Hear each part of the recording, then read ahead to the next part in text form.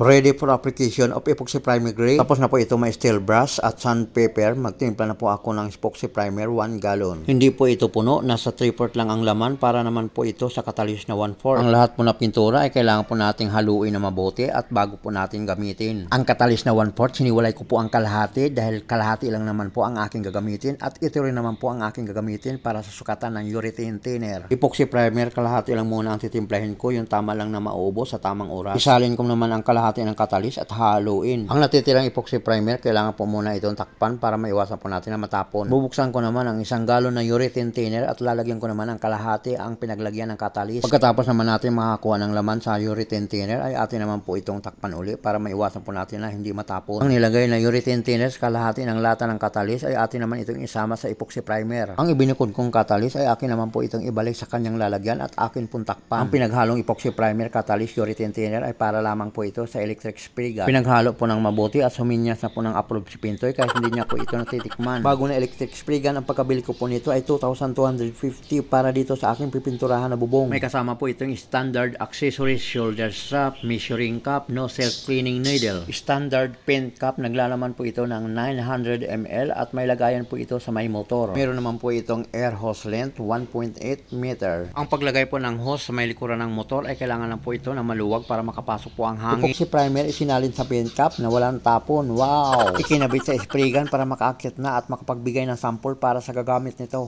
Nozzle size 2.5 mm ay meron po itong direksyon na horizontal, vertical na po pwede po natin i-adjust. Bago po natin i-sprayan ang bubong, siguraduhin po natin na walisan at malinis ito. Horizontal ang posisyon ng nozzle sa aking spray gun. Sample lamang po ito na aking ginagawa at ipapasa ko po ito sa aking kasama sa hanap buhay na may siyam na buhay. Nag-thumbs up na si Pintoy, pintor kung master ka na. Ang direksyon ng pag-spray ng aking kasama sa hanap buhay, vertical, horizontal, bahala na siya sa buhay niya basta mapipinturahan ang bubong. Ang aking kasama sa hanap buhay na may siyam na buhay, nagamit niya na ang 8 buhay at dapat na itong mag-iingat dahil ito ay pang siyam na buhay na. Joke! Tapos na po ang epoxy primer sa harapan ng bubong at ang kasunod naman kung paano magtimpla ng paint top coat para sa spray gun ng water-based paint.